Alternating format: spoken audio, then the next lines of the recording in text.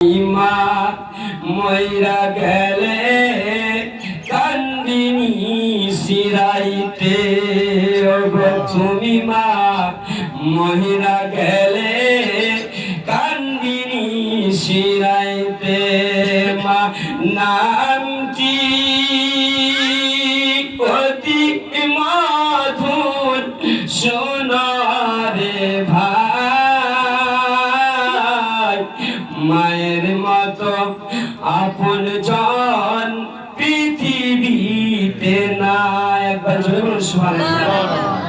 আমার নবী আপনার নবী তথাপি সারা বিশ্বের নবী হযরত জাবির রাদিয়াল্লাহু তাআলা আনহু থেকে হাদিসটি বর্ণিত।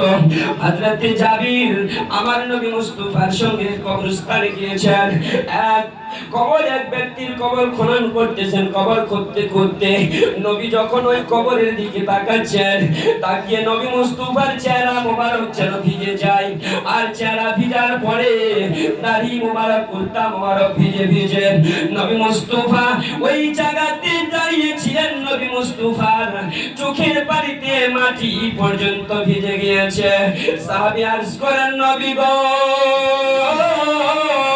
ও আল্লাহর নবী, আপনি তো মাসুম নবী।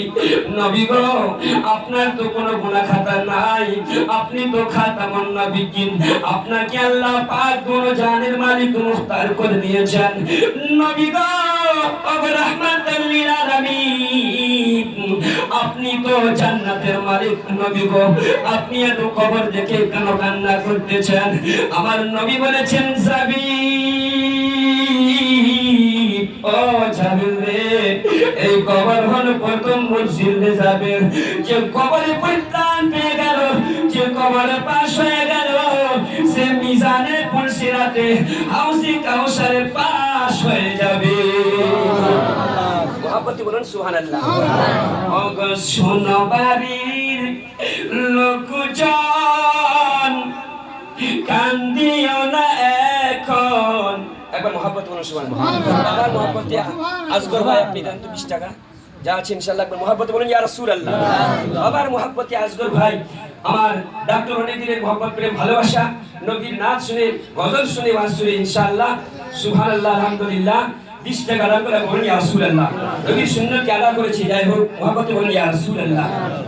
ওগো শোনো বাড়ির লোকজন, কান্দিও না এখন, আরো কান্দিলে লাভ হবে কি? ওগো তোমরা আতর গোলাপ দিয়া, আতর গোলাপ দিয়া বাবারে দাও সাজাইয়া, জন্মেরই মতো বিদায় কইরা দাও রে গ্রামবাসী। একটু দাঁড়াও মাইরে দেখি। মহব্বতে বলুন সুবহানাল্লাহ। নয়ন কইরা মাইরে দেখি রে গ্রামবাসী, একটু দাঁড়াও মাইরে দেখি। মহব্বতে বলুন সুবহানাল্লাহ। জোরে বলুন সুবহানাল্লাহ। সুবহানাল্লাহ আলহামদুলিল্লাহ বলতে তো কষ্ট হয় না ইনশাআল্লাহ। তাই ব্রাদার আয়াতে কারিমা তেলাওয়াত করেছি, আইনামা তাকুনু ইউদরিকুমুল মাউত ওয়ালাউ কুনতুম ফি বুরুজিন মুশাইয়াদা।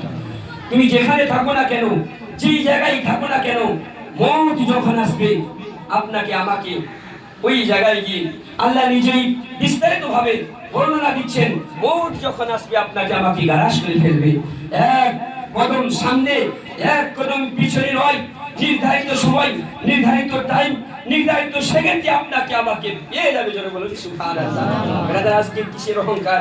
আরেকজন সুবহানাল্লাহ আব্বা যেন আমার 20 টাকা দান করলো, আল্লাহ যেন কবুল করে নেয়, বালা মুসিবত দূর করে নেয়। যে আশা নিয়ে দান করেছি, 20 টাকা দাও, 50 টাকা আমার কাছে নাও তো, 10 টাকা আমি দিলাম। সুবহানাল্লাহ আলহামদুলিল্লাহ। 10 টাকা আর একজন ভাই আমার 10 টাকা দান করলে মহব্বতে বলুন সুবহানাল্লাহ। ব্রাদার তো একটি হাদিস বলবো ইনশাআল্লাহ আপনাকে, সেই হাদিসটা আগে মহব্বতে বলুন ইয়া রাসূলুল্লাহ। একজন নবী, নবীর প্রেমে মহব্বতে একজন নবী আসিলেন গো সোনার মদিনা।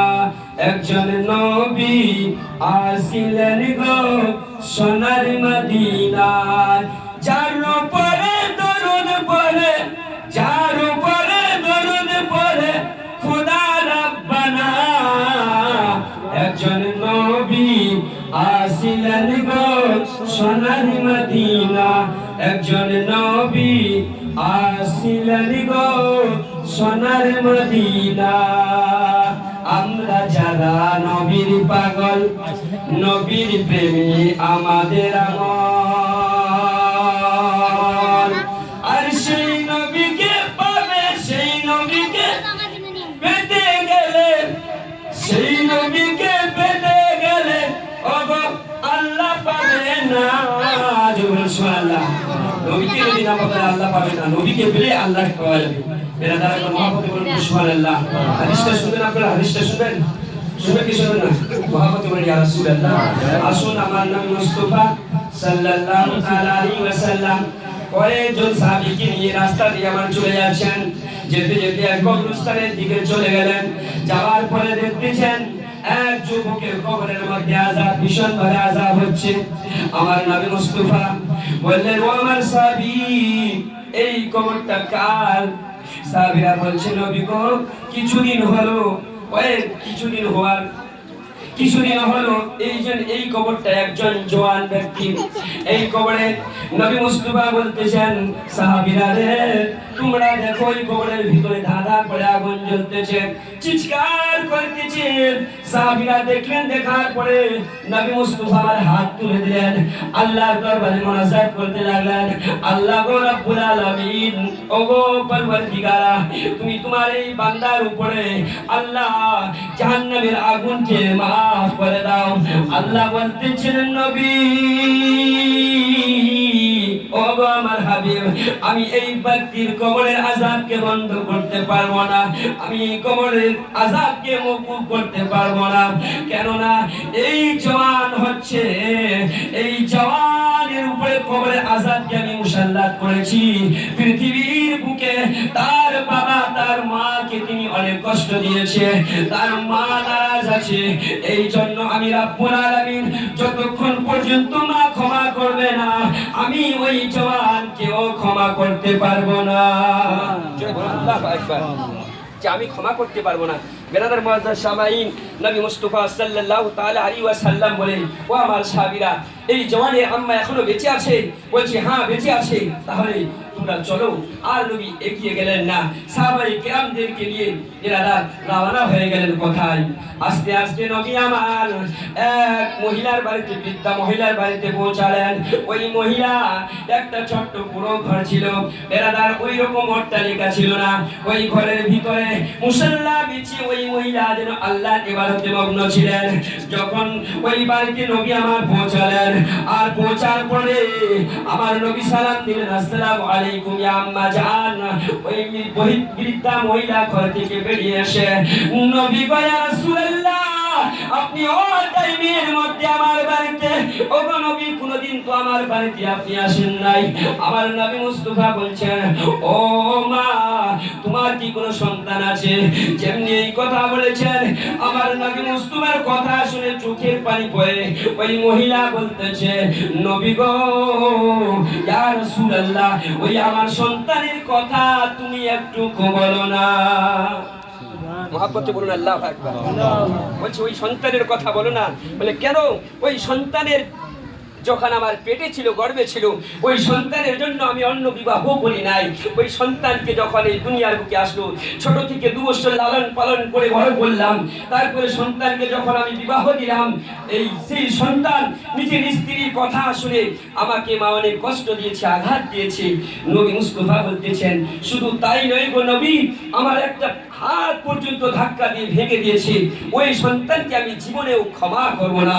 আল্লাহুস সামাদ যেমনি এই কথা বললেন, বুড়ি মা বলার পরে বলছে, আমি ক্ষমা করব না। বলছে, ও মা, তুমি ক্ষমা করে দাও তোমার সন্তানকে। বলছে, ক্ষমা করব না। তাহলে বলে, ঠিক আছে, আমার সঙ্গে আসো, একটু তোমার সন্তানের কবরে তোমাকে নিয়ে যাবো একবার। চলে বলুন আল্লাহু আকবার। ওই সন্তানকে নিয়ে যখন কবরস্থানে নেওয়া হলো, কবরস্থানে নেওয়া যাওয়ার পর আল্লাহর দরবারে আরজি পেশ করো, এই পরওয়ারদিগার, তুমি তোমার বান্দিকে এই কবরের আযাবকে দেখার একটু সুযোগ করে দাও। যেমনি বেরাদার বেরাদার নবী মুস্তাফা সাল্লাল্লাহু আলাইহি হাত উঠালেন আর ওই কবর থেকে আগুন জ্বলতে আরম্ভ করলো। ধা ধা করে আগুন জ্বলছে, কবর থেকে চিৎকার করছে, মা বাঁচাও, ওগো মা, আমাকে ক্ষমা করে দাও। যখন এই কথা শুনতে পেল বেরাদার, তখন আমার নবী মুস্তাফা বলছে, ও বুড়িমা, এখন তো তুমি তোমার সন্তানকে ক্ষমা করে দাও। সঙ্গে সঙ্গে মা এত নরম, মা চিত্তা এত কোমল যে নবী মুস্তাফা সাল্লাল্লাহু আলাইহি ওয়াসাল্লাম জাহান্নামের আগুন দেখা মাত্র বলছে, ও রাসূলুল্লাহ, হাবিবাল্লাহ, এত দুঃখ কষ্ট বেদনা আমি যে সন্তানকে যখন দুনিয়ার বুকে প্রসব দিত তো এতটা কষ্ট হয় নাই। আমি নিজের চোখে যখন আমার সন্তানকে জাহান্নামের আগুনে জ্বলতে দেখলাম, আমি নবী গো আপনাকে সাক্ষী রেখে আমার সন্তানকে ক্ষমা করে দিলাম। যেমনি ক্ষমা করে দেওয়া হলো, আর জাহান্নামের আগুনকে আল্লাহ পাক বন্ধ করে সেই কবরটাকে জান্নাতে পরিপূর্ণত করে দিলে। বলেন সুবহানাল্লাহ। তাহলে বুঝা গেল বেরাদার, এই মার বাবা যদি নারাজ থাকে তাহলে ওই সন্তান দুনিয়ার বুকেও শান্তি নাই, আর মরার পরেও জাহান্নামের আগুনে চলবে। আজকে বেরাদার মোহাম্মদ হাসরু সাহেব বেরাদার আজকে মিলাদের বাবার মোহাব্বত প্রেম ভালোবাসায় মিলাদের আয়োজন করেছে। আল্লাহ পাক আল্লাহ তাবারক ওয়া তাআলা সেই মিলাদ ও মাহফিলকে কবুল করে নিয়ে ওনার বাবার কবরখানা যেন জান্নাতের বাগান বানায় দেয়। একবার জোরে বলুন আল্লাহুম্মা আমিন। একবার জোরে বলুন আল্লাহুম্মা সাল্লি আলা সাইয়্যিদিনা মাওলানা মুহাম্মদ ওয়া আলা আলি সাইয়্যিদিনা মাওলানা মুহাম্মদ হাবিবানা সাবিয়ানা সাইয়্যিদিনা